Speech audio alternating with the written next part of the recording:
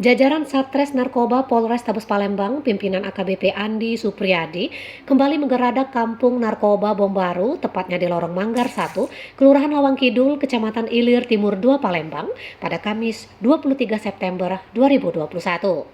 Kasat Narkoba Polres Tabes Palembang AKBP Andi Supriyadi menuturkan, pada saat dilakukan penggerebekan tersebut, anggota unit 1 Satres Narkoba Polres Tabes Palembang dikepung oleh warga sekitar. Tak hanya itu, polisi juga mendapat hujan batu dari warga.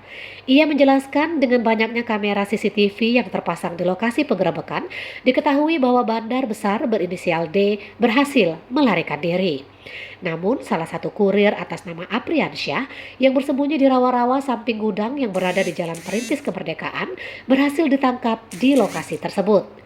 Tidak hanya Apriansyah, turut diamankan pula M. Mardian, warga Jalan Slamet Riyadi, Lorong Manggar 2, Kelurahan Lawang Kidul, Kecamatan Ilir Timur 2 Palembang, yang diketahui sebagai kurir sekaligus pelindung kepercayaan dari bandar berinisial D.